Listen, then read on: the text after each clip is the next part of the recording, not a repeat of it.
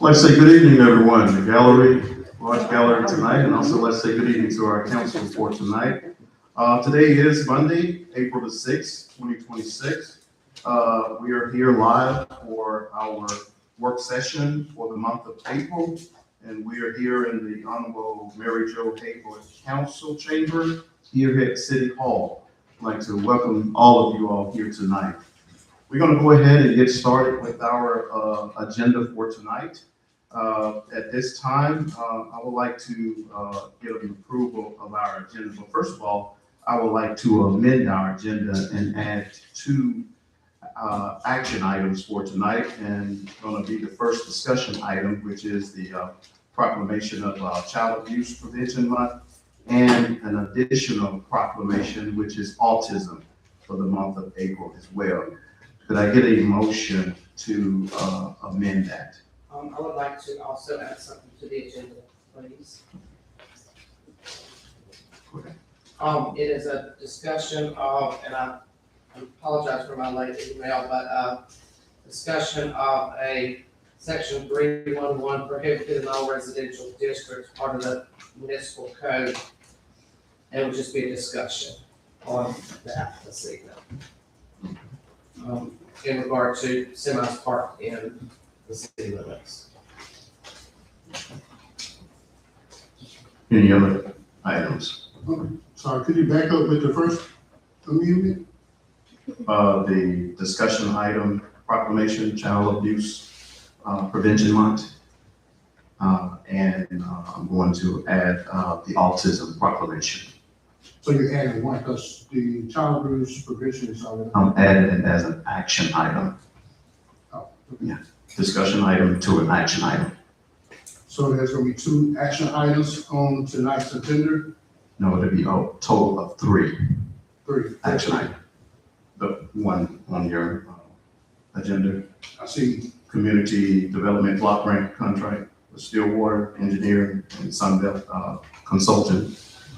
That is our first action item, and I wanted to add the proclamation, both proclamation for action items.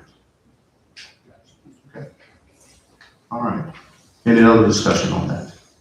All right. All those in favor, show of hands. All those opposed, same sign. All right. That motion has been carried. Thank you, council. we get a second without that. Second. She didn't make the motion, she just. I would like to make a motion to add it to the agenda. I'm so sorry. Yes. And also we're adding, Semi park. yeah, the semi, Discussion. yeah, the semi for item number. Big item 8, I guess. All right. All right, thank you, council, for that. All right, we're gonna move right along on our agenda for tonight, and we are up for speaker appearance. And at this time, I would like to invite our first speaker appearance. Just know you have 3 minutes and state your name and your address. Is there any speaker appearance for tonight? Yeah. You understand?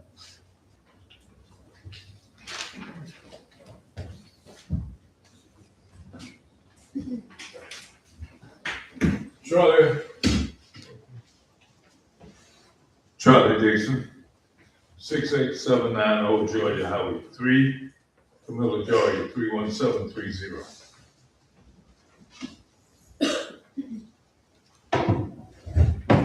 Good evening, everyone.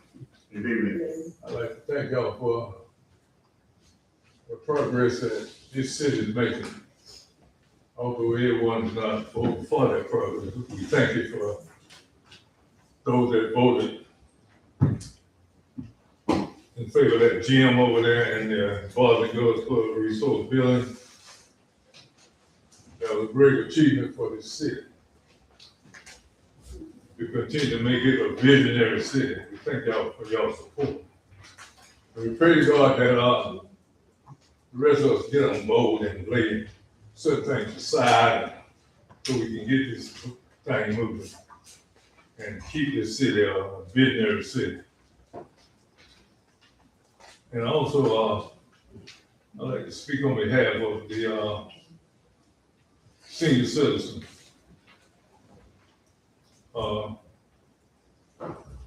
Understand that you all gonna be making some consideration of the city citizen of Camilla program.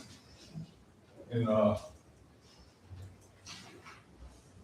under this, the leadership that we had from Sister Wendland, we are done a great job. And we enjoyed it, and we'd like for y'all to support us in any way you can to make this a part of the city program.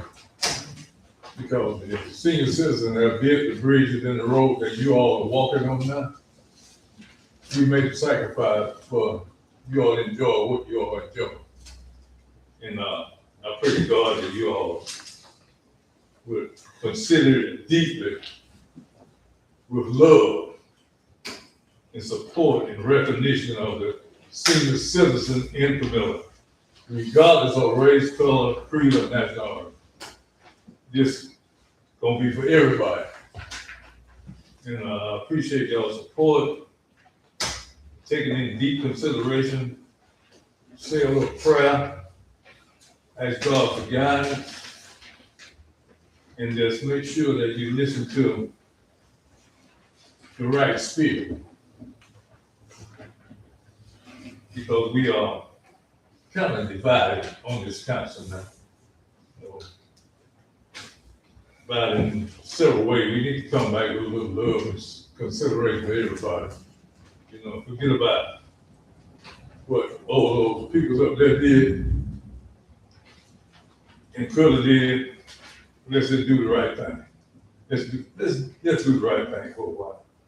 You know, a lot of folks should have went to jail for things we did, but didn't nobody press no charges. They saw what was going wrong in Camilla.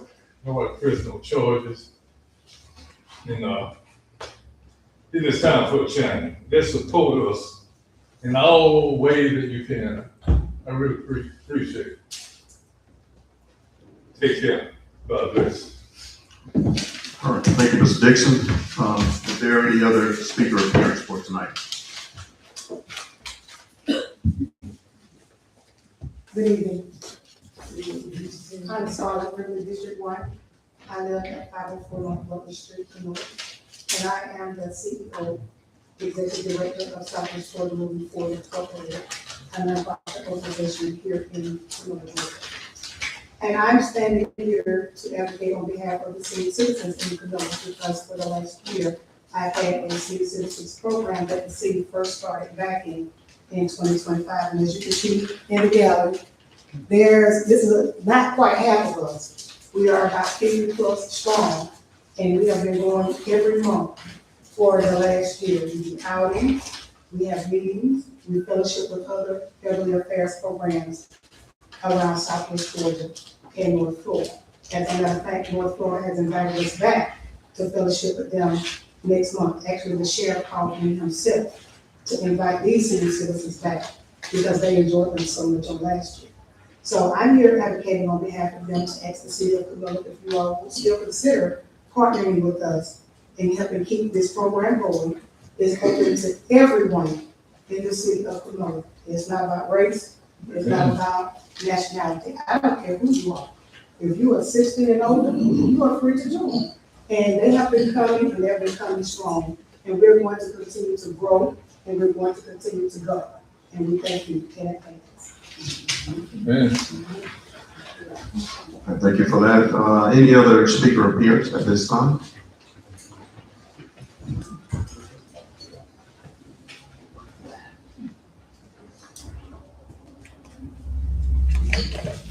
How you guys doing today? Great. My name is Shania Newby, and I'm here with Isaac Johnson. And I'm King Williams. and, also one of our fellows is missing is Leah. We put in a proposal for the upcoming festival. We just wanted to let you guys know that we're here for any questions that you do have to ask, and we're open to any concerns that you have. That's all. All right, thank you. All right, any other, I have questions for you. Yes, sir. Do you already have something proposed? Yes, sir, we do. Yes, sir. Thank you.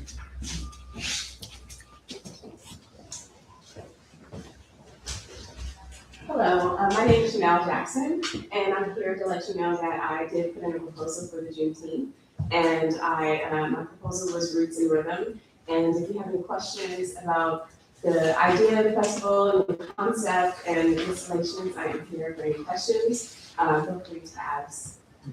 all right, thank you so much. All right, thank you. All right, any other speaker appearance at this time? Hearing none, we're going to move right along on our agenda for tonight. First of all, we're going to have our presentation from our CFO, and this will be our quarterly financial report here. Mrs. Lisa. Good evening, Mayor Burley and council. My presentation is gonna be really super short because for the 6 months of this fiscal year, we basically, sorry, we basically work even this 6 months of the fiscal year. So our total revenue was 13,300,000. And the total expenses showing in the reports is 17 million. But we have transfers that we need to record in for different projects that will bring that to zero, basically. So we transferred in 71,000 of ARPA funds, 429,000 of SPOS funds for purchases. We transferred in 851,000 of T-SPOS funds for different projects and purchases. We also transferred in 1.2 million of MEAG funds to supplement the bill and different operating expenses. And for the bond fund, we transferred in 428,000 for contractor fees and payments. And then we also have to record in 325,000 of airport revenue and 378,000 of franchise fees for a total of 3.7 million. We already made the transfers, we just have to make those in Tyler, and so that would make our revenues basically equal our expenses for the first 6 months. So right now, we're paying everything and we're good. So do you have any questions? Council, any questions?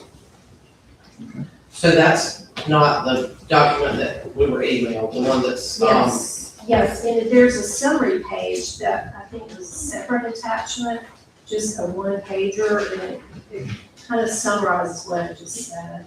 Okay. If you need to look like for each fund and the revenue and expense for each fund. And then once we make all those transfers, we made them from bank account to bank account, but once we make those transfers in Tyler, the revenues will equal the expenses. So that's through 3/31. Yes. That's 3/4 of the way, not half. Oh, no, we're halfway. Halfway, okay. Yes. Because we have a September 30th year end. Gotcha. Okay. There's any other questions or discussion there? All right, thank you very much for the presentation, Lisa. Thank you. All right. Okay, moving right along on our agenda for tonight, we're going to move right along into our action item. And our first action item is the Community Development Block Grant Contract. And this is with Stillwater and the Sunbelt Consulting. And as you look in your package, you should have seen the standard CDBG contract terms and condition. And also, we was given some more information on our consultants, which is the agreement for professional service. And this is Sunbelt Consultant LLC. And at this time, I'm just going to open it up to the council for any discussion on this. And we have our engineer here tonight. Also, the city attorney made recommendation on those contracts. Y'all have that as a very standard in nature, so they have been incorporated in the contracts. And we have Chad is here with us tonight as well. If you all have any questions, I'm quite sure he's ready to jump on them. Is there any discussions with this? This is to complete the water system, which is over by the gym. Is that correct? This is the new This is CDBG. See, This is replacing water lines on the north side. And the reason we're doing them now is because they have to submit as part of our CDBG application package, which is due April 10th, so we're trying to get all these documents incorporated in there. And this is backdated for the 2025 project. 2026. 2026 project. And I think when we'll know August, September, if we get funded, Chad. is that it? September. September. Yeah, if you go ahead, if the contracts are signed, then you score more points in your application.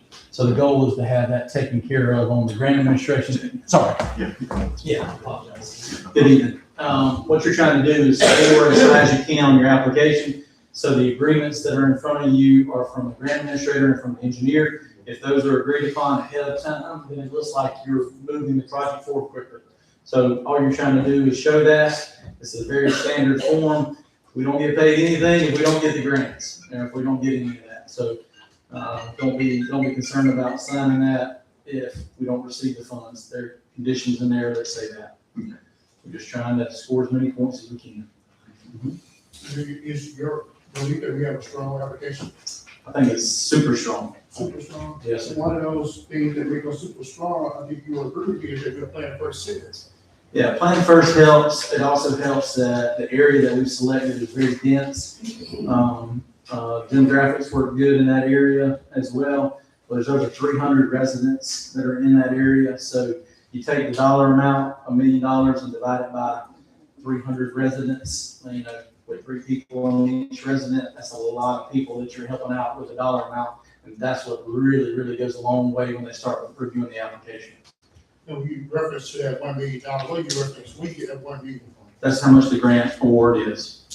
And that is automatically through our Plan First designation, do we automatically qualify for $1 million? I'm sorry when I say that we automatically get, but automatically qualify for additional $1 million per year for 3 years with our Plan First. So the Plan First allows you to apply every year if you wanted to. Where most time in CDBG applications, you have to skip the year. So it allows you to basically, you could potentially apply every year. Because of the percentage of the project have to be completed. Yes, sir. Yeah, a percentage has to be done in that year. Yes, sir. Just want to make sure that our public and everybody else know what that CDBG and what our Plan First designation allow us to do that puts us ahead of some of the others. For the application that we submitted. Yeah, question, what's the parameter of this area? Yeah, so good question. So we go up to, maybe asking this without mapping. It's okay. So from the intersection of Homer and MLK, all the way down to West Circle on Palmer Street, and then from the intersection of Butler and 37 and up Butler to Marietta, where the park is. So those 2 roads, basically half of Butler Street, I'd say, and all of Palmer up to MLK. And we are doing portions of West Circle as well. So if anybody has an old service that's on West Circle that's galvanized, we would replace that service on West Circle. So there's quite a few people in that area. Yep. And I think Jamie's gonna get more fire hydrants over there. Jamie will get more fire hydrants. The fire hydrants that are in there in 1960s and older. All that water main that's in there is 65 years old. We need to get rid of it. So in the next year, could you just explain for the public what is actually taking place? Yes, sir. So there's an old water main that's there that's ductile iron. It's also got galvanized surfaces on it, which may potentially have lead fittings on them and the water mains and the fire hydrants. So what we would be doing is replacing that section of water main with a larger water main with new fire hydrants, new services, everything would be PVC. You're just completely redoing infrastructure that's 65 years old, all the water associated with it. And there's one section, actually, there's one section there that there's a 2-inch water main, and we're replacing that with a 6-inch water main that will have fire hydrants as well too. In fact, Jamie can probably tell you there was a fire that happened on Butler Street here recently. Yeah, and now we will have a fire hydrant within 500 feet of every house in that area. So that's very important.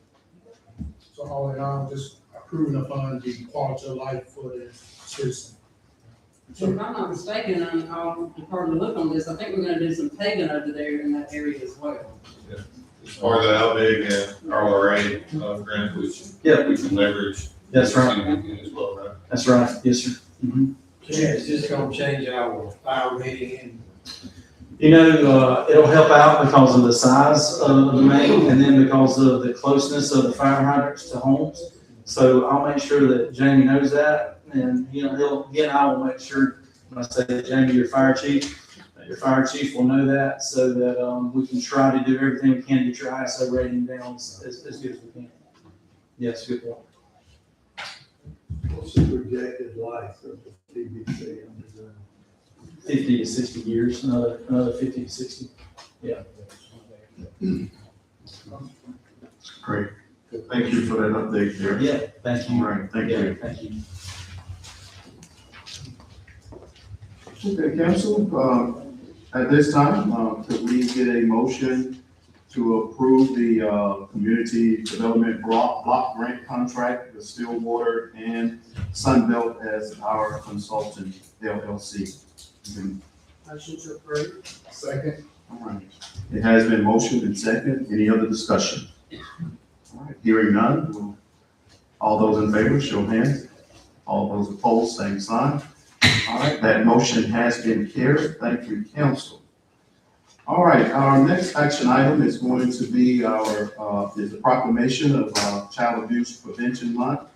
And we know next month, well, this month is Child Abuse Prevention Month, and it is something that all of us should pay attention to. There's a lot of children that has been abused. So at this time, the city of Camilla would like to make a proclamation on behalf of the Child Abuse Prevention Month. I'm sorry, we have a representative here as well. Just Jessica, okay, I didn't know she was up there. Mrs. Jessica. And before we do this, would you like to speak briefly on child prevention for child abuse? Go ahead. Sure. Thank you for the opportunity to come again this year to accept the proclamation. Every year, I don't know how many years we've been doing this now, but we've been putting out the pinwheels to raise awareness and get the message out about child abuse prevention and why it's so important. And I did bring a couple of data points I just want to share so you'll know where we stand as far as the community. So,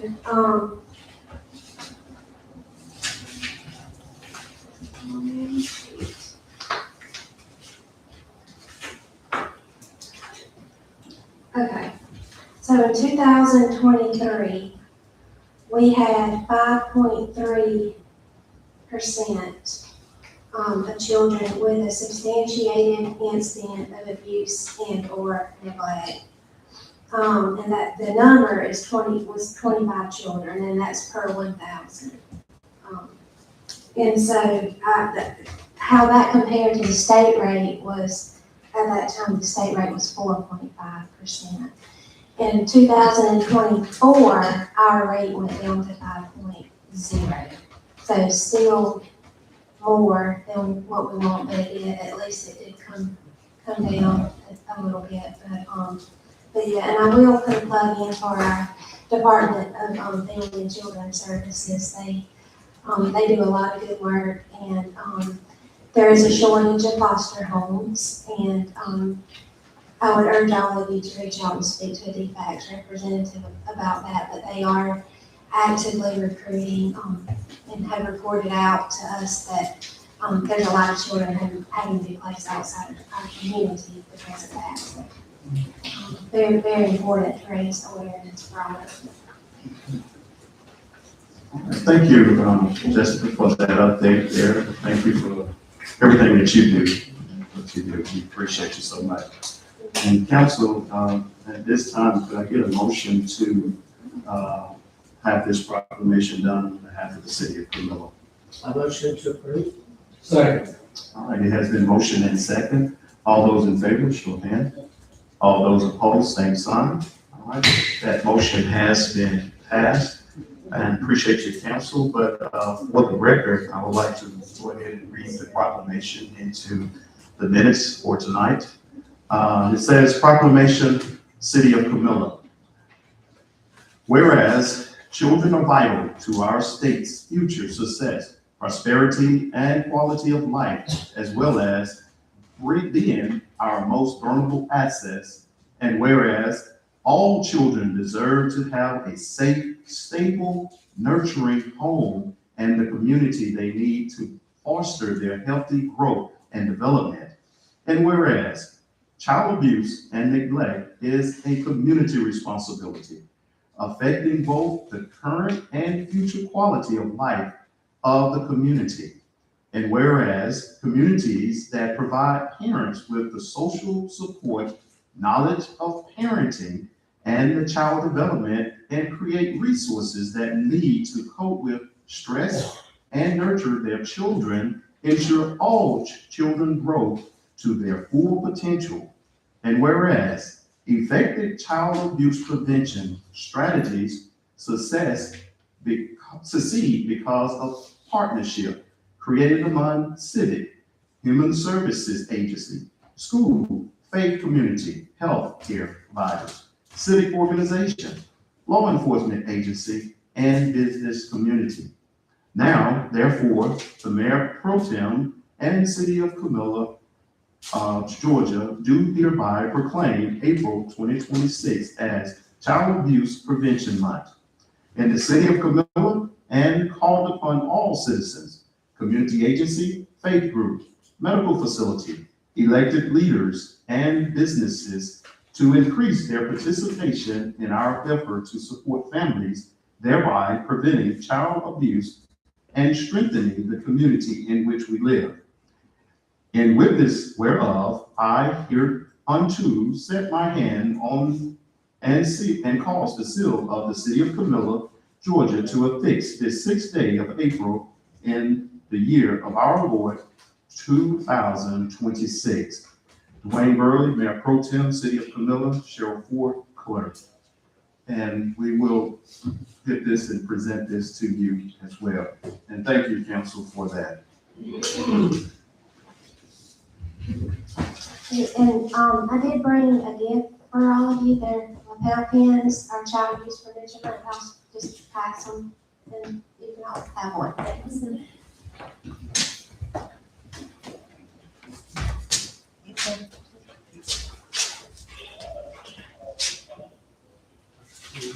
One, two, three. There.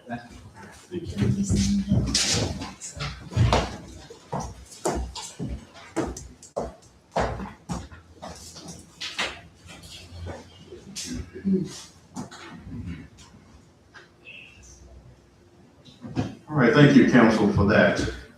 Now we're going to have our next proclamation, and this is the proclamation for autism.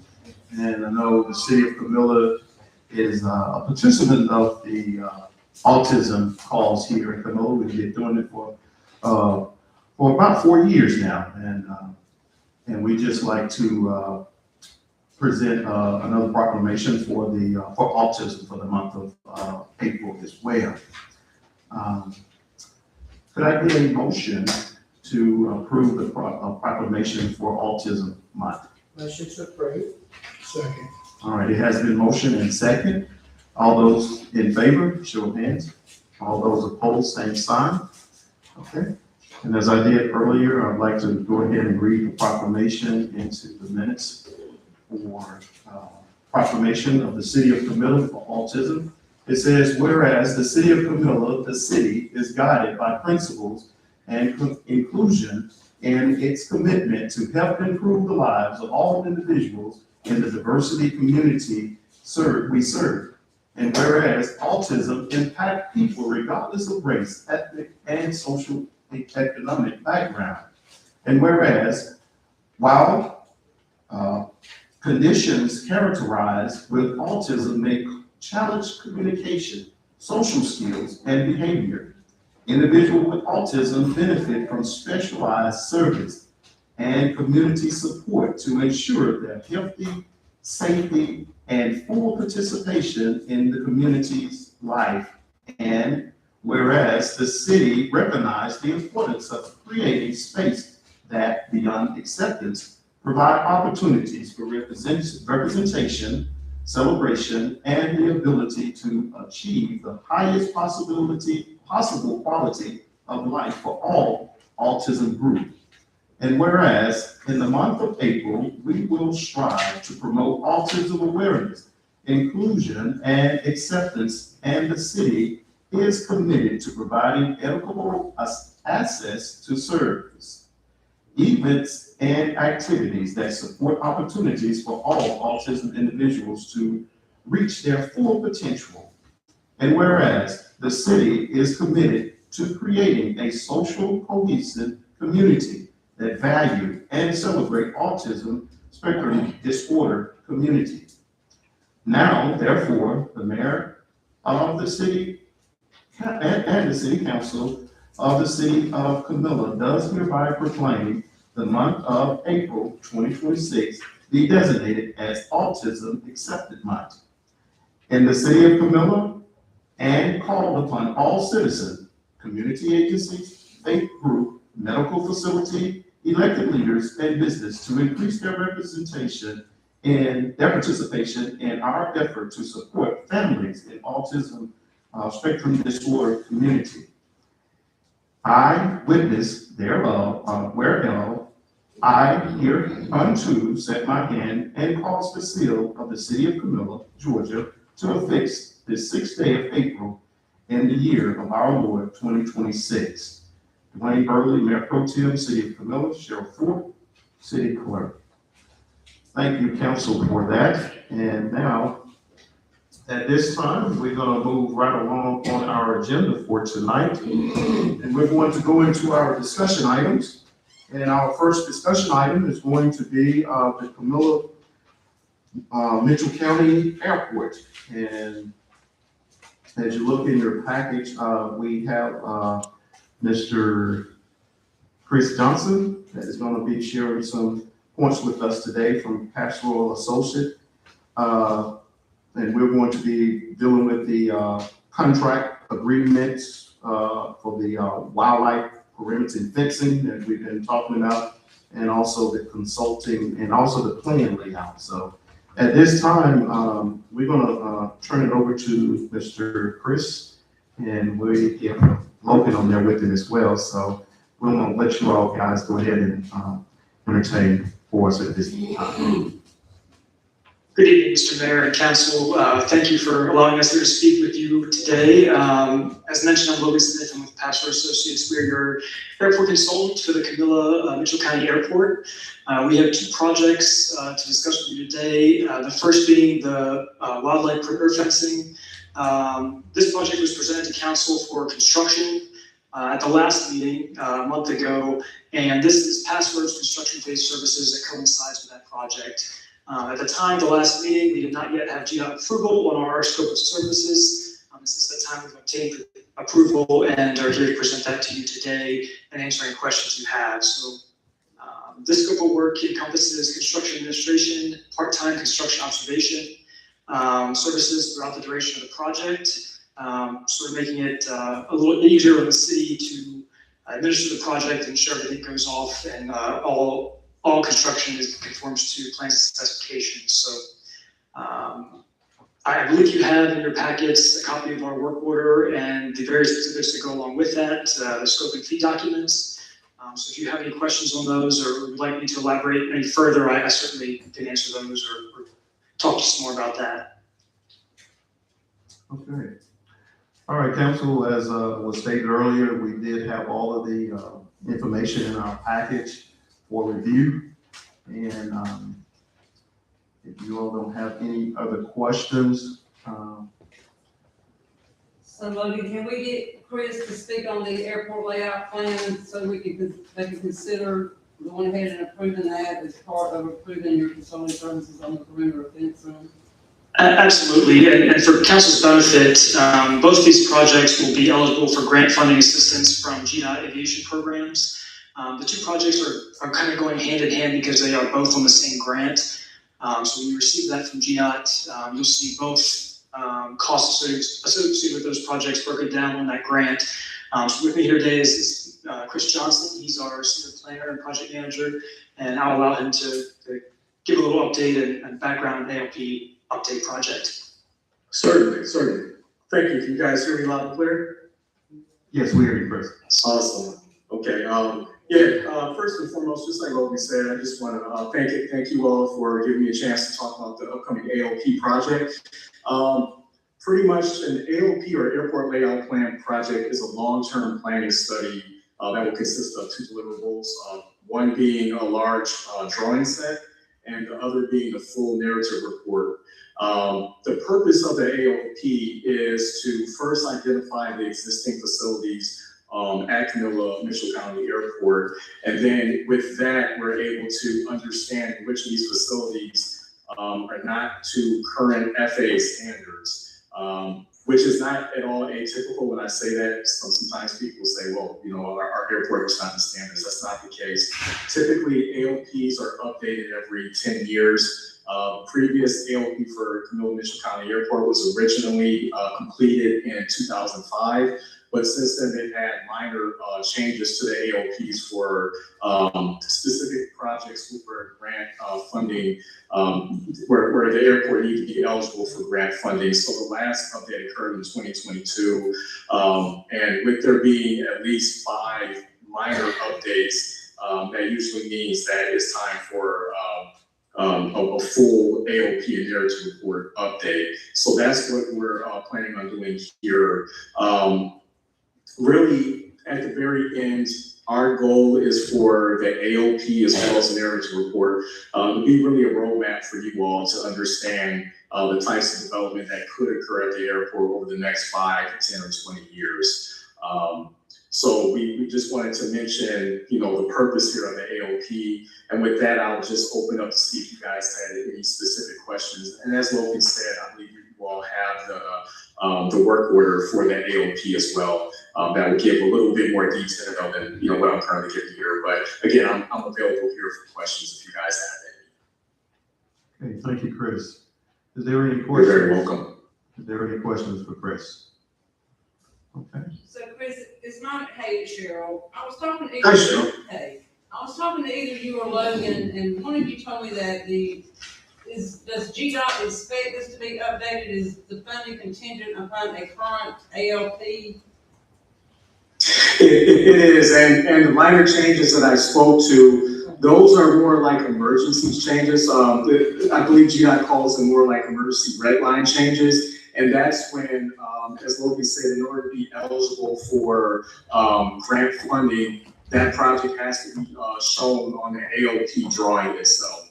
But over time, those changes, as I said, are more like emergency. So at that point, GDOT would recommend that we do a full update, which like I said, with the previous full update occurring in 2005, it's probably time for us to look at some things at your airport, just from a planning standpoint. And then we would be good for another 20 years, basically. You should be good for another 5 to 10 years. We usually, GDOT and we do as well. We really start looking at the AOP, over the next 10 years and say, hey, do we need to do another update, or is this thing good for additional pending changes? So I always say Just 10 to these 20 5 years, we would need to update the AOP. So are we in update mode, or are we doing a new AOP, because this one's kind of dated? This will be a brand new AOP update where we'll be looking at everything and provide you guys with a fresh AOP as well as a fresh narrative report. All right.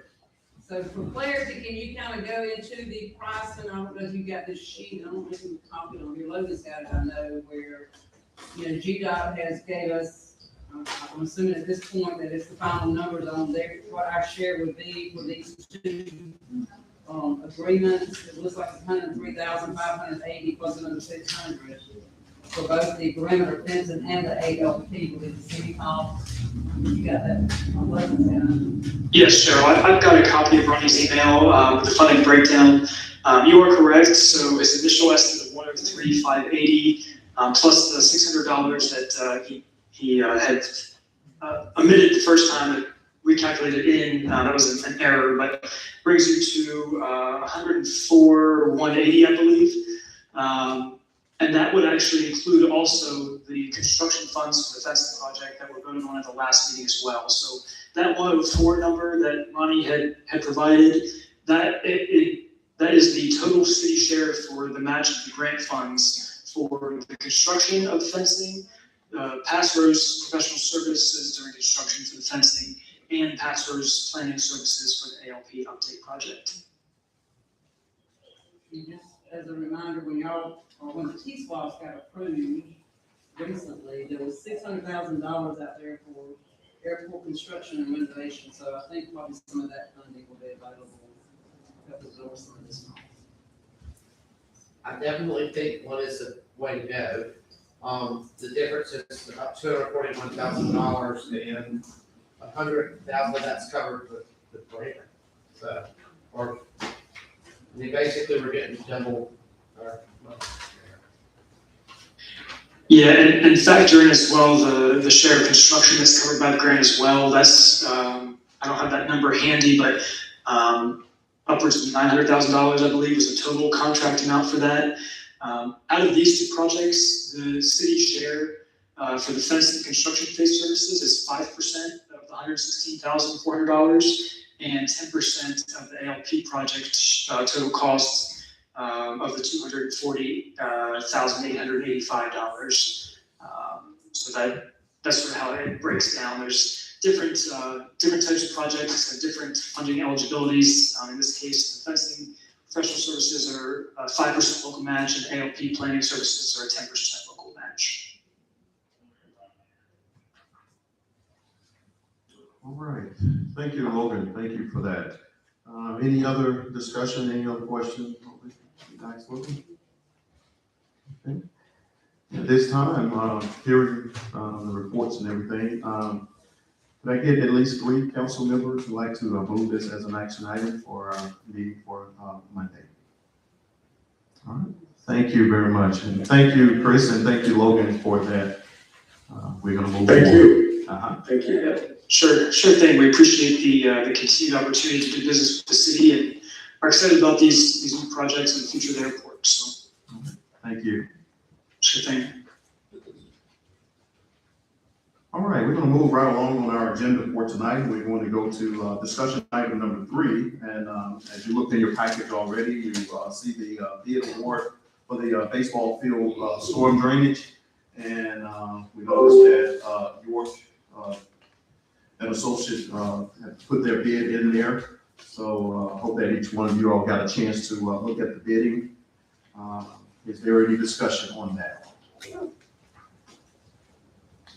All right, hearing none.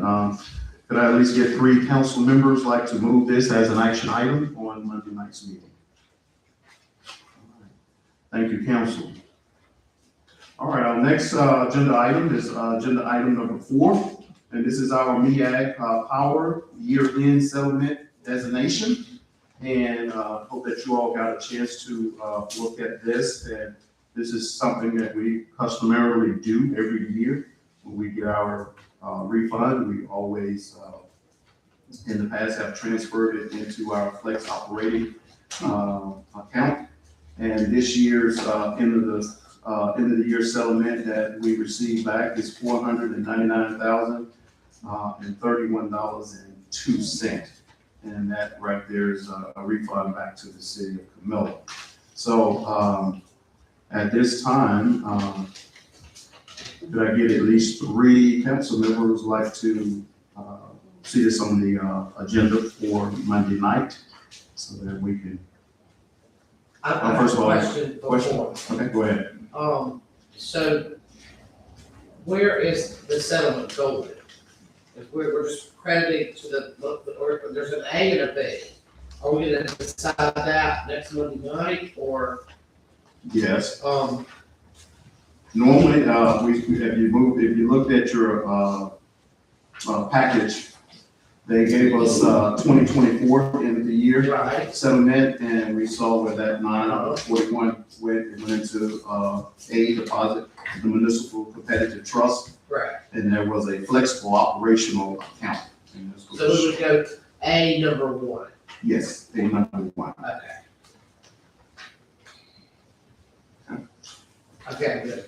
All right. Any other discussion? We think we can go a step further if you're trying to discover where these funds are going, what do we do with the year-end settlement. But nevertheless, there was a resolution passed back in 2024 that gives you direct what you could do with and what this money should be used for. If you just look back at that resolution that was adopted in 2024. But just also add that even now, guess what, sis? We're sitting here talking about a rebate. Rebate is money that was paid back from utility credits, utilities, ratepayers. But we see here talking about rebate. All right, can we get 3 council members like to see this move to an action item for Monday night? All right, thank you, council. All right, now we're going to move now to discussion item number 5. And this is our spray noodle program. And there we were asking for funding requests. So at this time, I'm going to turn it over to Luke. Speak on that. So, we're requesting, I don't have the dollar, is it 5,000? 5,000 in additional funds for our spay and neuter program. Just to give you all numbers, from last year, we had 46 spay and neuters last year, so far this year we're at 18. And then overall numbers for animal control for 2025 to 2026 for dogs, we got 73. This year we're at 9. Cats is 154. This year 21. And bite cases have went down from 2024 from 8 to last year and this year both at 1, which is a reduction of 88%. And replanting dogs are up 13%, from 15 from last year and 3 this year. Those cat numbers, of the 154, 46 of those were spay and neutered, and then 75 of those were kittens removed to go get adopted as best friends. And then for dogs, 26 puppies to be adopted out. And in-house, I've issued 30 spay neuter certificates. So, I mean, there's participation. I mean, I know it may not look like it, but me and Luke feel like we made a lot of progress. It takes a while with the cats, it's so many. So what are you all, what amount of money are you all asking? We're asking for $5,000 out of the general fund, and then we'll find out what account, I mean, they can come out of my call, and I'm gonna, and then they can spend, so. We could just maybe get another $5,000. I hate to stop, because there's still interest, still have people asking for spay neuter certificates, so You know, it was initially funded out of ARPA, and we're at the $8,000. I mean, we've done a lot of spade and Well, I don't have a problem, council. Any discussion on that? I see a I problem. think that's a worthy project. All right. Can I at least get 3 council members like to see that as an action item for Monday night for $5,000 going to the spray and neuter program? Thank you, council. All right, our next discussion item is we have discussion item number 6 is the contractor vendor selection. First of all, for our senior citizen program and also our Juneteenth festival. Tonight, council, you all did get a chance to see some of the individuals that put their proposal in. There in our package, we got a chance to look at the proposal. And now what we're going to do is elaborate on that a little more. And we'll vote on this on this coming Monday. But at least get 3 council members to move this as an action item for our senior citizen program as well as our Juneteenth program. All right, thank you, council. We'll vote on that one at our Monday night meeting. I just wanted to be sure, we have 3 proposals for senior citizens Yes. and 3 proposals for Juneteenth, is that correct? 4, it's 4 for Juneteenth. 4 Juneteenth, okay. Yes, for Juneteenth, 3 proposals for June, for senior citizen program.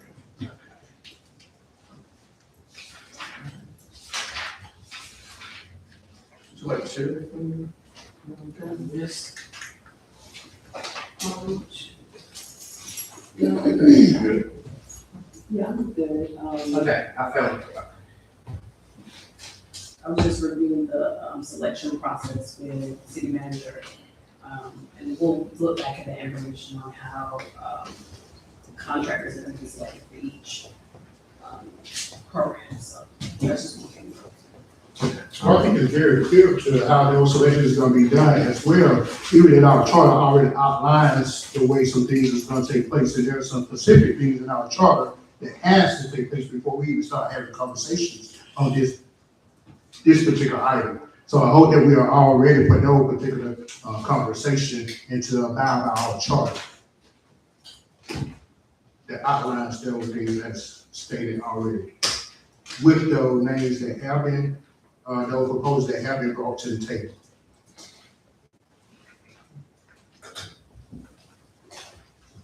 Any other discussion? Okay. Hearing none, we're gonna move right along on our agenda for tonight.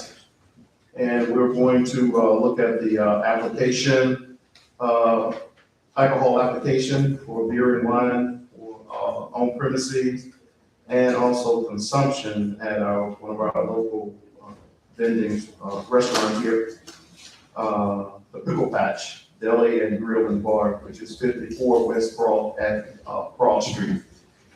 So, And when I put the packet out on Friday, the chief had just got the applications and background checks have been done, so it's gonna be inclusive of the new manager as well.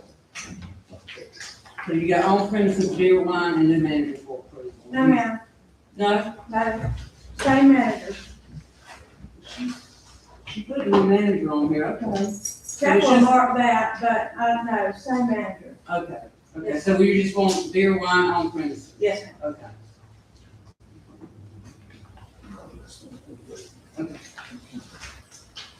all right, council, with that being said, I'll get at least 3 council members to move this as an action item for next week. So with that being that it's gonna be the same manager, does chief need to go and redo this? No. He checked the name that was on this sheet I got today, which had new manager, I just thought maybe they got a new manager down there, so he's already. So is the person the same? It's me. Slave back here. I just wanna make sure because I'm sure it's some criminal back checks and stuff. He did, and that's the one that he approved, so. Okay. Yeah. Thank you.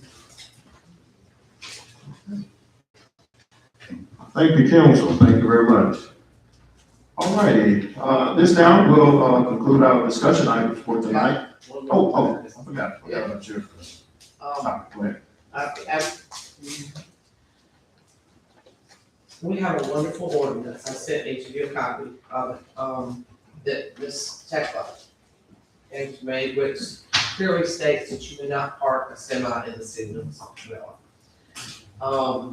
I spoke with Ms. Thompson briefly before the meeting tonight. What the ordinance does not contain is what happens when you violate it. What are the penalties?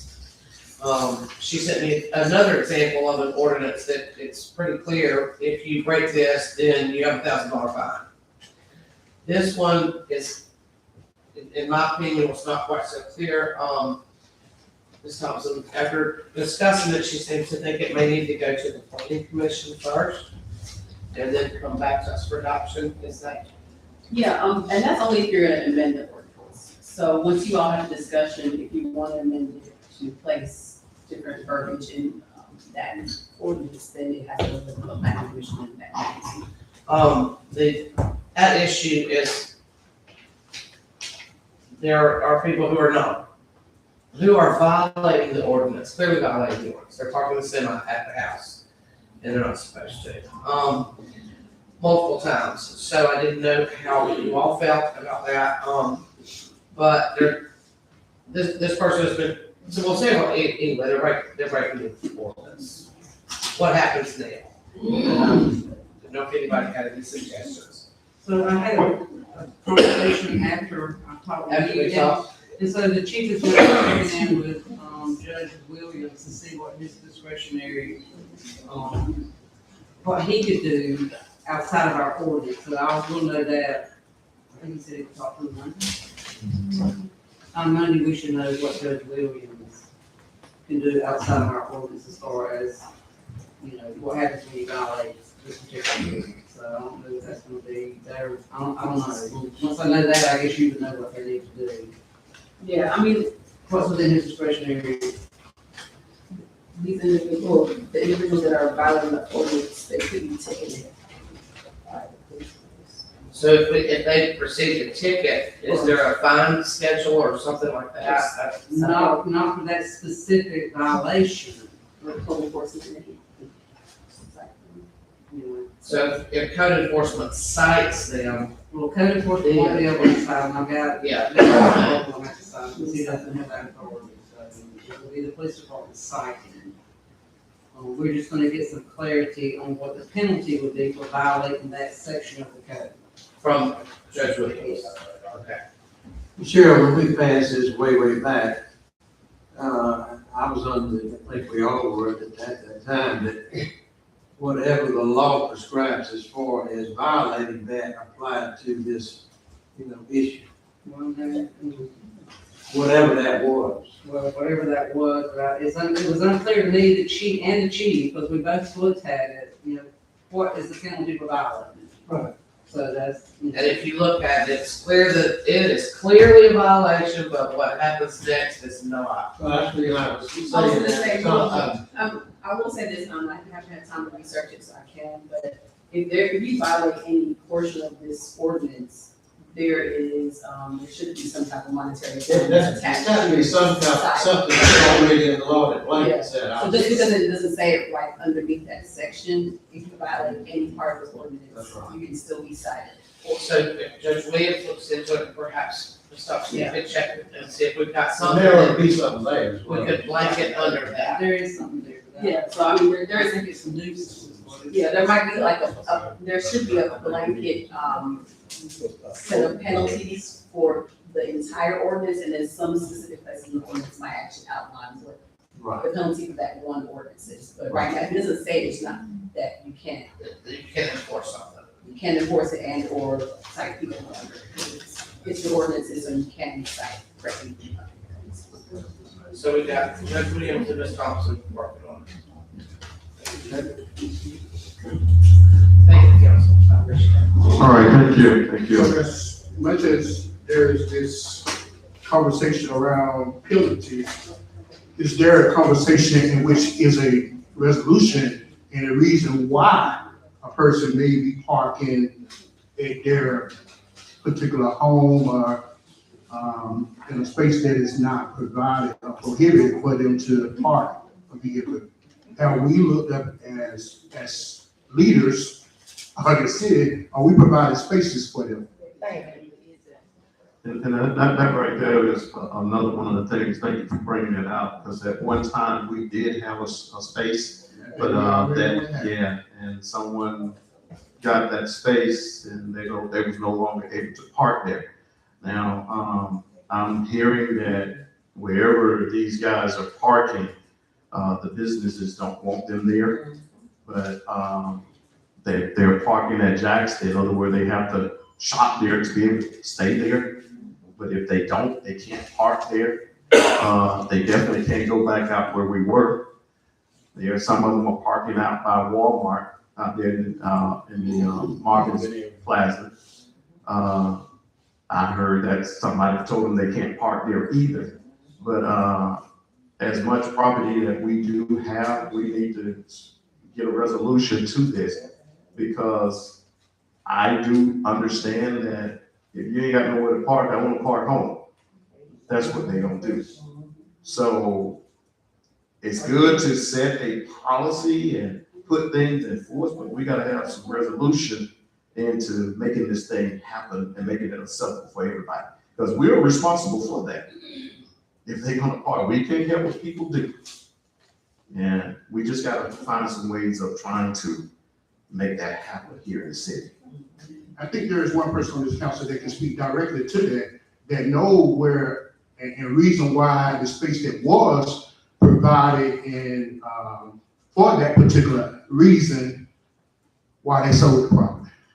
Where did we have? I think one can speak to that, and I think that would be Councilman Property designated? Councilman Palmer, you can speak to that. Did we have a designated? Yeah, we have one right down by the Mitchell County Service Center out there on, what it is, Person Road. In the industrial park, the J Power Industrial Park. That is the space. Industrial park, and it's all for sale, and someone wanted to buy it, so. Well, I can tell y'all that I learned today from the chief that there is a spot that's opened up, and I don't know how long it's been open, on 19. I think the gentleman from High Tech is allowing truck parking, $5 a day, what was it, 15 a week? Yeah, if they go on, truckparkingclub.com, there's a spot out off 19 and another spot at the, turf place out on 37. Now, is this the spot where the U-Hauls are? Yeah. Okay, it's difficult for a big truck to get in there. And again, that's all I mean, also. it's not level ground either. So, yeah, because I agree when I say that, because I've gotten a U-Haul from out there, and it is kind of rough laying out there. You talking about on 19? Yeah, right there right across from Walmart. And it is very difficult for a truck to pull in that driveway and go down in there. But the turf farm is wide open. Are they allowed? How far is the turf farm from here? Well, It's on 37, that's county. 3 miles-ish, 3 miles. Right across from Pace LC. Okay, going back to what motion. I don't know if they run or rent that space out, but if you go on that website for truck parking, it's on there. I mean, it's got that, I think it's Truck Parking Club. It's a national parking. Well, it's not the city's responsibility to provide parking space for private individuals who park a truck. That's not what we do. That's private. If someone wants to start a business in an industrial zone for charging people, that's perfectly, I think it will meet the code. But for the city to provide that, that's beyond our scope of work. And see, that's the type of rhetoric that I'm used to hearing from people that does not have vision, that do not really care about the citizens of Camilla. I'm used to hearing that type of conversation, what we cannot do. But I think the conversation that was just brought to us was about a citizen of Camilla parking on property of their own. I think we're talking about our citizens within the corporate city limits of Camilla. We're not talking about people off the streets, coming from Florida, coming from elsewhere. We're talking about citizens of Camilla. But here's the conversation that we like to have around this table, that we care less. I agree with Mayor Pro Tem that, yeah, these well sites and these different things, they are nice. But that is a direct responsibility of the city of Camilla. Why? Because they are taxpayers of the city of Camilla. They matter. That is their living. And if we don't provide a space for them, what else do you expect? To get more money by having police officers go and find them for really just trying to live. If you're not providing a space for them. But see, it's typical for us to come here with all these oppositions and things that we won't find and we want to raise increases, but there is nobody coming to the table with some real solutions about how we can grow this city forward, how we can move forward. See, I'm used to those kinds of conversations, but I want us to get from that conversation and start talking about what we can do. What is the responsibility of the leaders of this board? That is your job. So That is why your name was on the ballot. why was the ordinance put in place in the first? When you on the council meeting? Of course, you know, ordinance stands for a reason. I know, but why was it put in, why is it there? Just as laws are made that to govern. But that doesn't say that you don't have a solution for the problem. If you ain't given a solution, then you directly want these issues. Thank you. You can't be for it when you sit there giving me what if we don't, why do we do this when it is plain as simple. The reason why. You have a solution. The solution was already happening. But there was a reason why it was taken away. But now we have to come to the table, we have to have that discussion again. But what I'm saying is, when you come to the table, we should have some resolution or some solutions, as also as much as you're trying to cause issue or to make fines. Make sure you have some resolutions, because you ain't bringing no resolution to this table tonight. And that is not the first time. Okay, council, I'm going to intervene with this and make a recommendation before we move forward with this. It is good for policy, the ordinance is in place for a reason. But at the same time, if we don't have resolution of what we're gonna do, solution to solve this, we're gonna continue to have the same issue over and over again.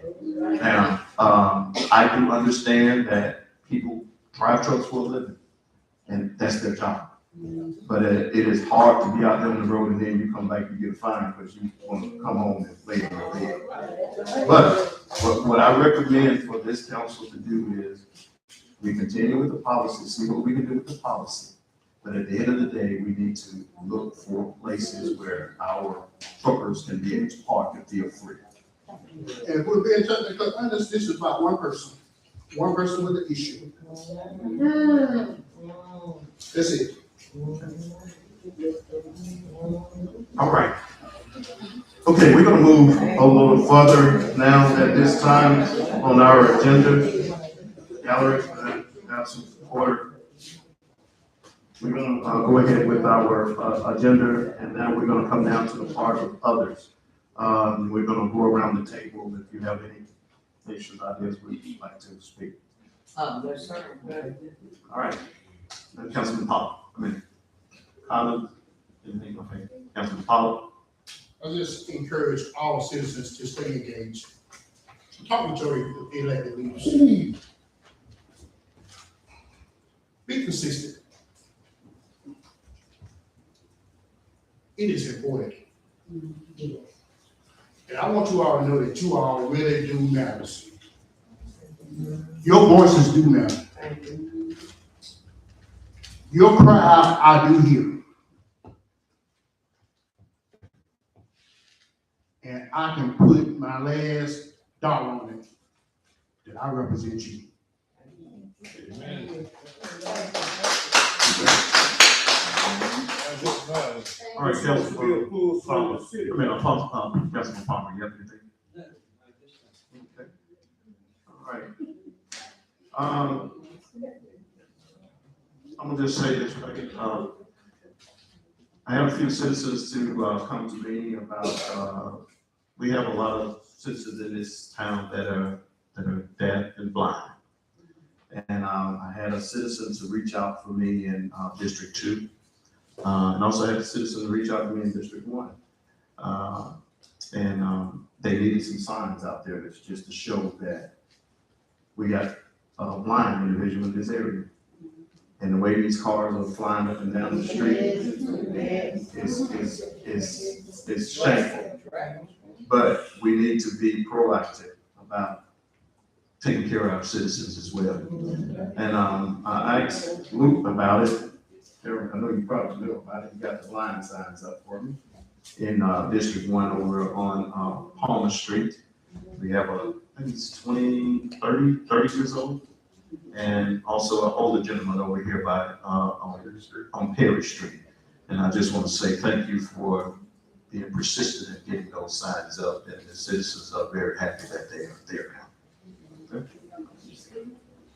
Yeah, and they're speaking and all kinds of stuff over there. I think it would be great to also explain to the citizen what takes place and what we have put in place to actually track, is it really speeding versus what you actually may think is speeding, because you may have mufflers or pipes and stuff that sounds loud or different things of that nature. It's also important to tell the people how these things are done. How do we get to the point whether or not a speed bump is warranted for that particular area? Because it may not be that a speed bump need to be there, because the speed bumps are not always the safest route to go. Because we do have emergencies that happen. What happens when there is emergencies and you got speed bumps here? There is a study that we do, and some around here may not know about that. But our local police department, they go out and do a traffic study on those areas. We ask council members, it is our sole job to contact the city manager and let them know about those issues. To get the traffic study done. And when we get the results of those things, it tells us in the best practical way, what should we do? Is this really a problem? So it is important for you to know that these things do take place. There is a process that must take place. We don't just automatically, just because one may say there is a speeding going on this road, that it's automatic, presume that it's time for a speed bump. It don't work that way. I love y'all, but it don't work that way. There are ways and process that we already have within inside the city of Columbia that addresses those issues. And we as council members, leaders, just have to take the necessary step, but it doesn't prevent you from talking with our city manager as well. Thank you. All right, thank you, council. At this time, I would like to get a motion to go into executive session to discuss real estate and personnel. So moved. All right, it has been motion and second. All those in favor, show of hands. All those opposed, same sign. That motion has been carried. Thank you, council, and gallery will be back after the executive session.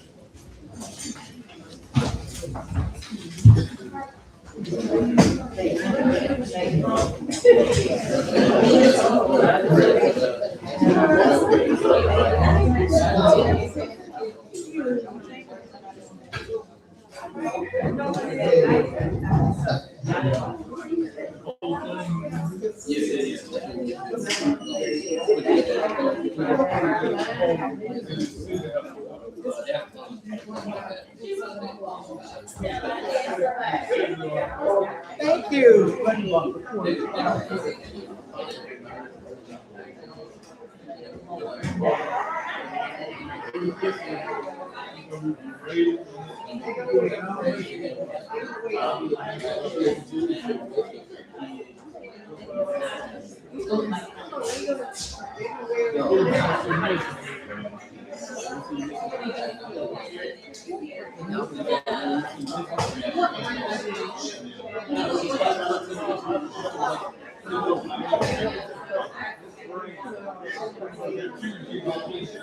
All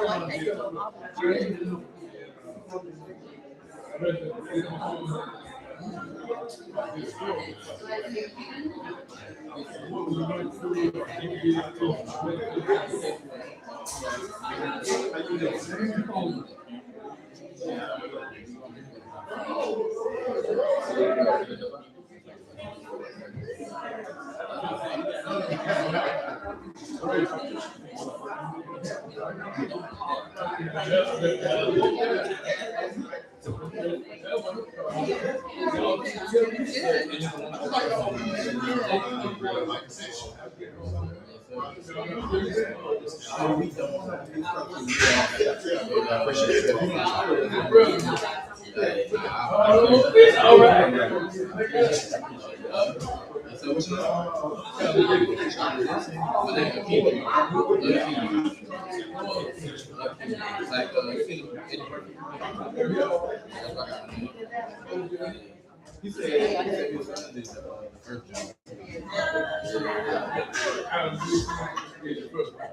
Come out here a minute.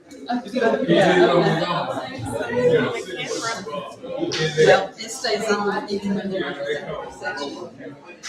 Oh,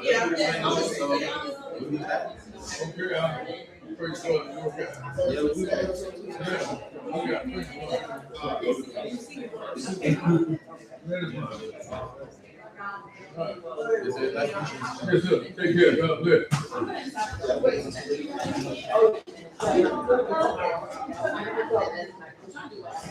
How you doing, man? For all those that are gonna stay, just know you all are still live, so be mindful of what you say. It's still live. Take care.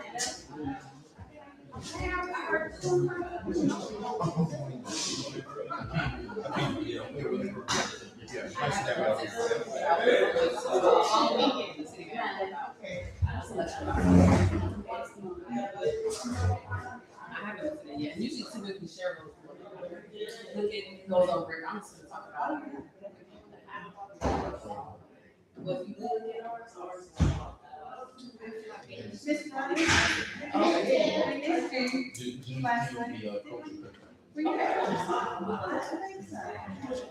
We see you tomorrow? Yeah.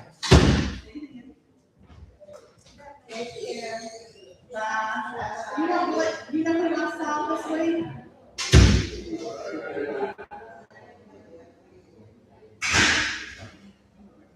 I'm gonna sit with you. Keep in mind, you want to be her husband.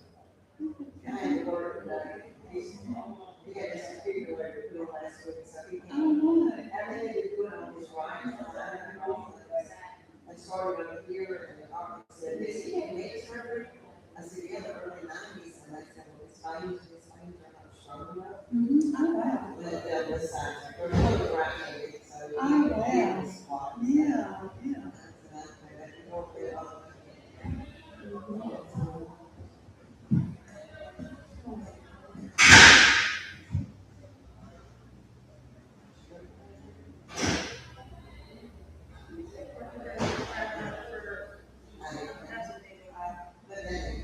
So, gentlemen.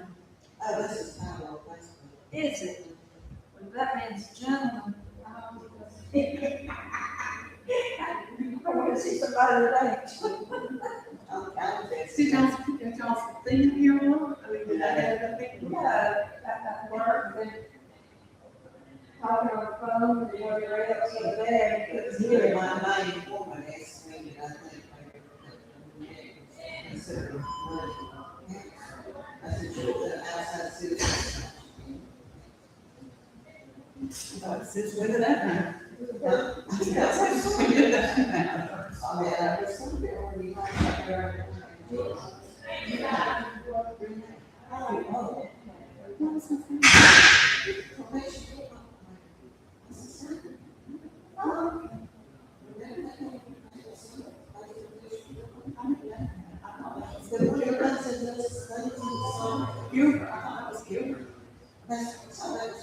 Is it? I did not know. I did not know that. See, I wondered why she still wasn't having anything positive. I said, your son's got $30 million. Why are you still living out here in Top Palm? That's he's still gonna have, we're going. People have been talking about how. Well, and so I came up there, facing through that back street. Oh, How are you tonight? We can go sit down now. I said, we got a place to go sit now.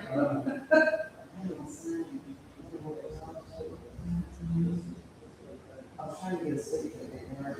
Not like it. Well, we're not like song, we don't have reserves. And we don't spend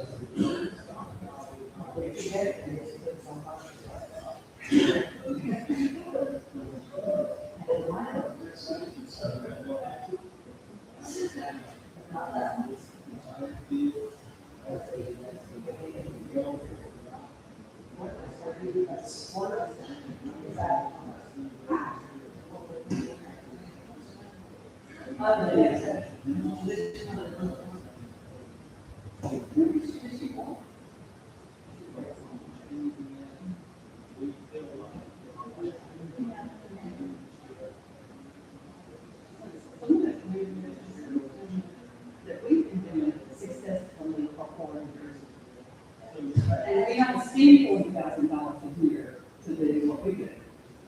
And it has been like in life, as in everybody, not just the last few months when they decided to announce it, that it's like, because they're trying to, you know. And it's definitely. We still have, we have it in the fellowship hall, but we have it in, Hyde Park, in the fellowship office, but it's like we're having to do a return. Until they get that, it's supposed to start on, it's supposed to start on this month. Supposed to be done by the year. I'm excited, but I'm going to get talk to people that's going to come, and that's the activities, and they thought I got some people that don't use the water, we're all here.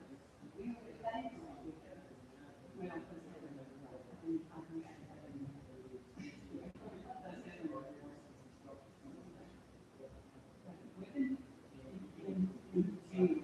things like we do. We don't put it in. We've done fun activities. Now, we got to try to attend it, so they want to, but they're not. So they take these kids, these older people out of town, and they get them, they're not. Whatever they can say, they're on the city block. And then it's on, whatever that is on, I don't know, yeah, I don't know what that's.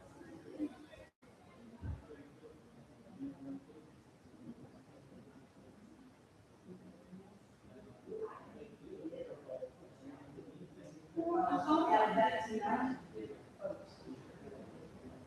And I thought, ultimately, I remember the new students in the job. And now that I'm a school board person, it's something. I guess I'm supposed to be y'all know how this one goes.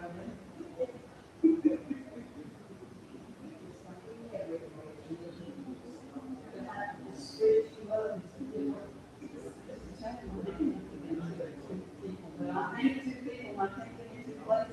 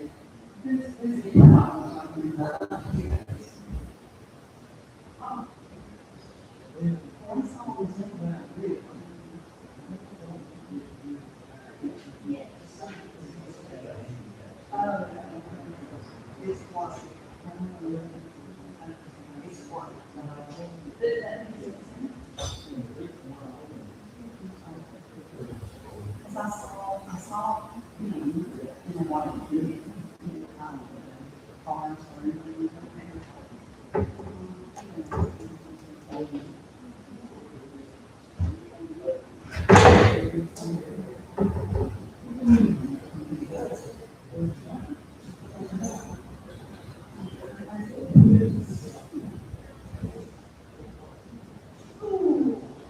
I think what it's like, I didn't have air.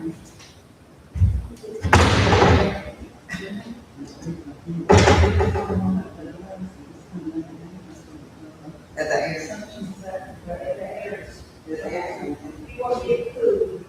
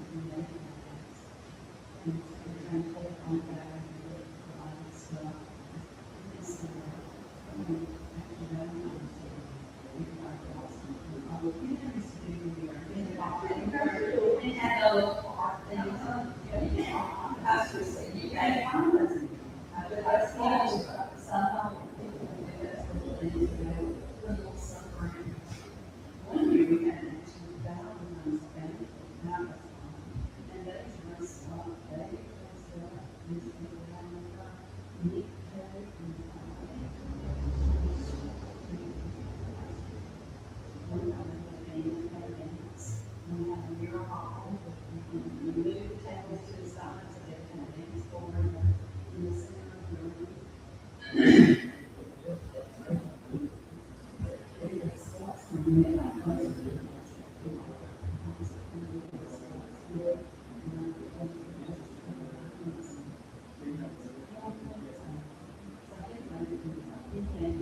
Football, and helmets and stuff like that.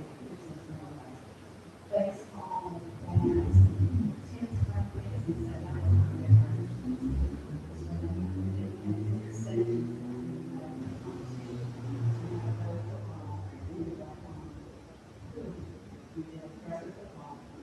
and then you had nurse all of the baseball, so it was on the wall, and you're really, that was first base. And then you had basketball, you went outside, you went basketball.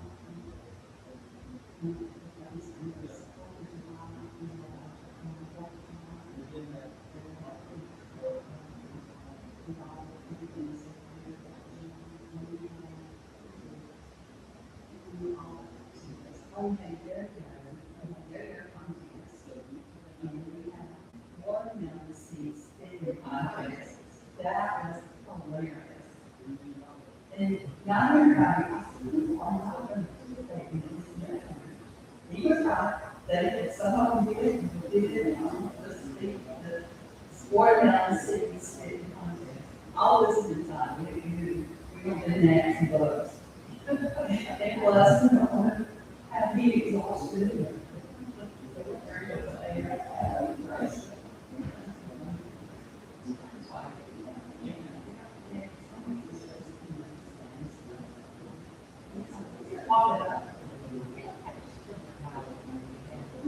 We did a big swing.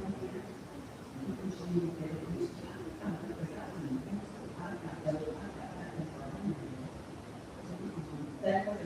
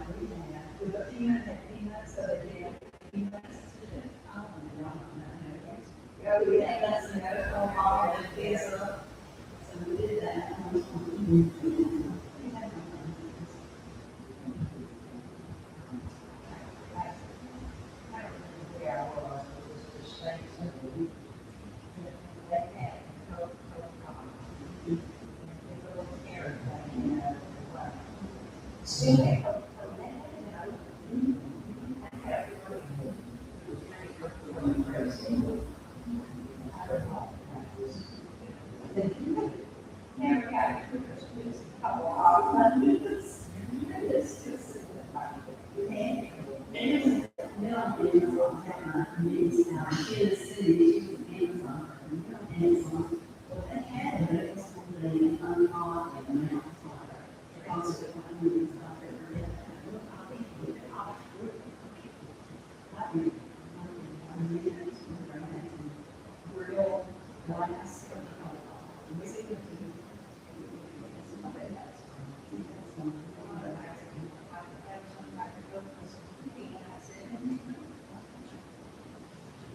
Yes,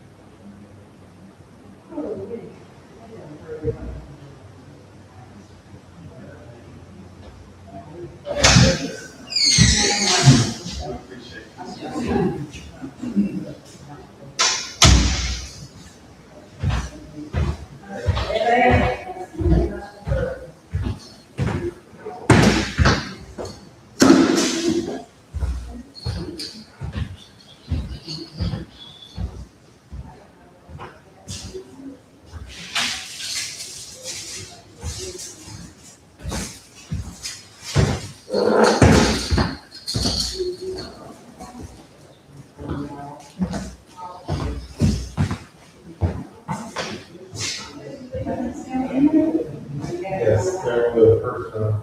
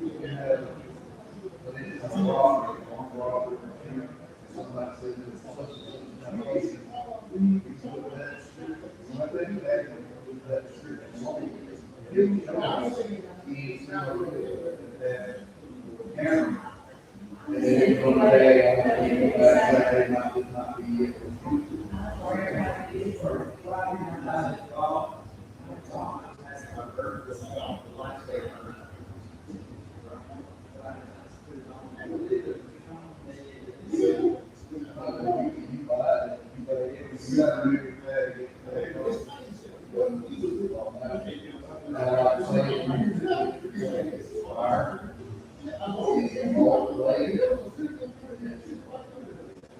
What is it called? They get hot, like every 7 days, Department of Revenue. With the bag, they send them a hot. So you say your bag is in the fire, and you do it today, up to a week from now, it's still gonna be on there till it's fire, until they look at the hot. But we get work on, and that's other, just because we get work, we still have to run through these guys to confirm. We got to confirm and that.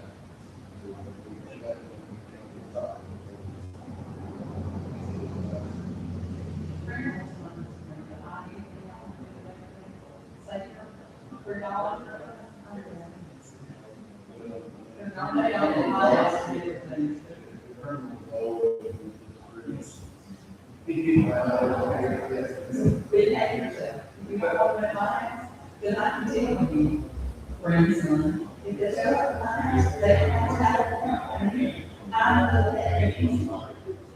And I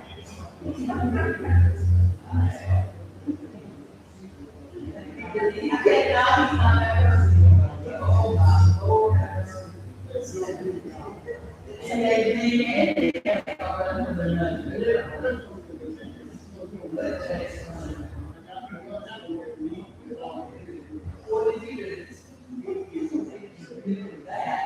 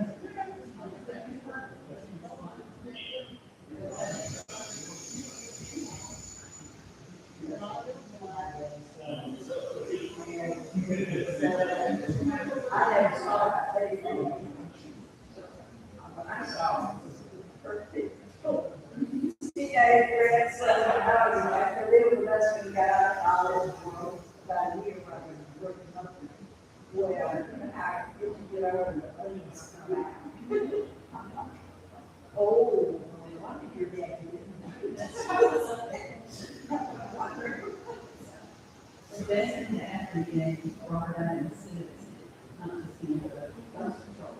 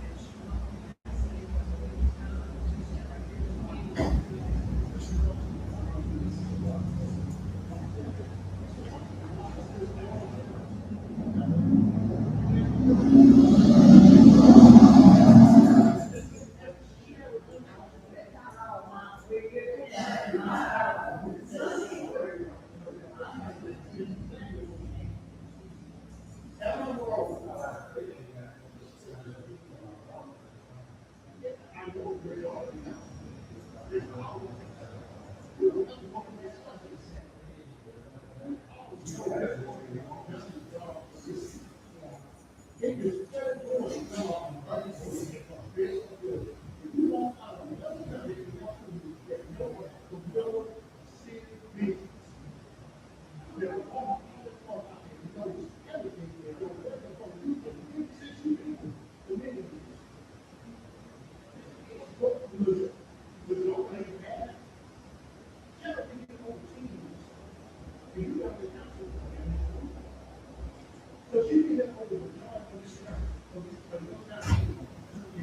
Yes,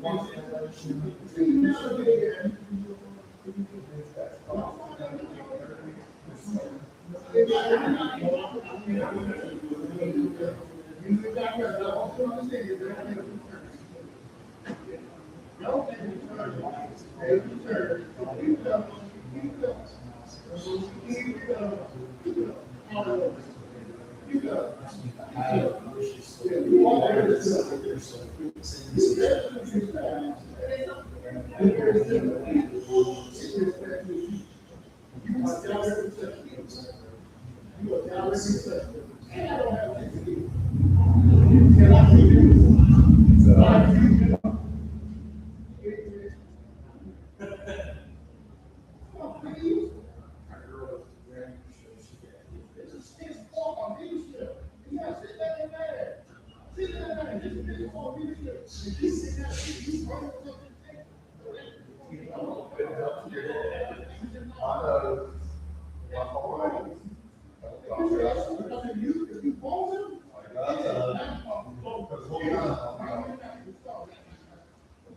don't have both wrong. So it's not this negative that you won't know when you feel it, yo. That's what I'm saying. Yeah, you have enough. Sure.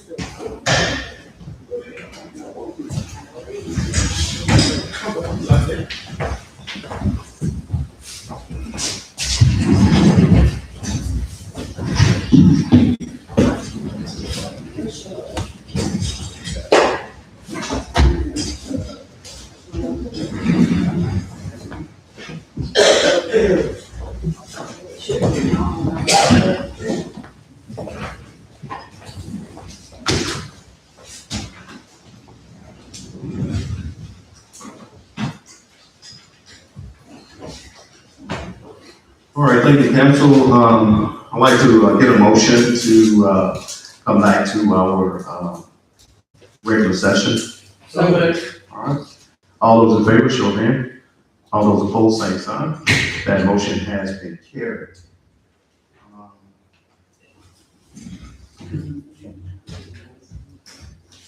Excuse me, but how much goes in here?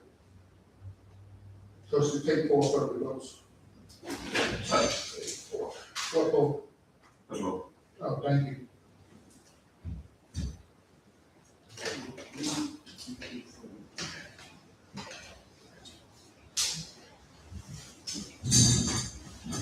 All right, in the executive session, I'd like to get a motion to approve the for the waste load allocation from EDD, and it is needed to be approval for the Flint and the Big Slough. That's what roll call Do a roll call vote, Madam Clerk. Councilmember Green, Yes. Councilman Collins, Yes. Councilman Pollard, Yes. Councilman Collins. Yes. Councilman Mayor Pro Tem Burley. Yes. All right, that motion has been approved. Thank you, council. And at this time, no other discussions tonight. We'll go ahead and get a motion to adjourn our meeting. So moved. All right. Motion, meeting is adjourned. Thank you.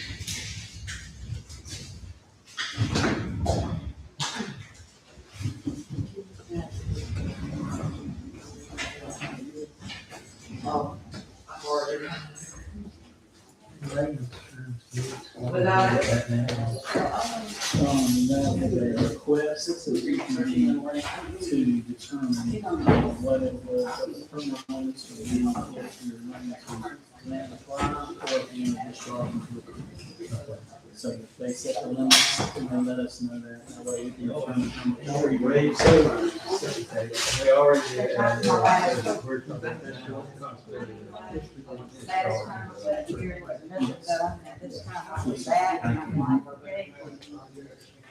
Do what? I'm sorry. You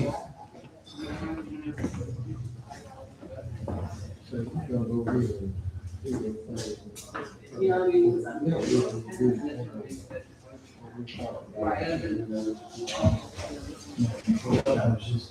So council.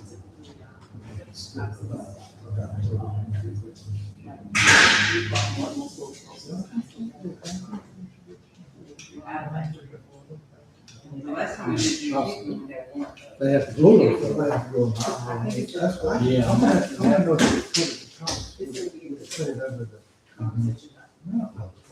Yeah, so I can give you that number. It just seems nice. I don't know. Well, it would be in that general area, what we talked Right, so, say that. So we did have to go you have to. Yeah, that's the north. Yeah, west. Yeah, that area there. That's not too far. We can figure that out. Yeah. So are you saying that? Oh, yeah. That's just like, You want me to do this? the ribbon would be easy, but listen. No, We got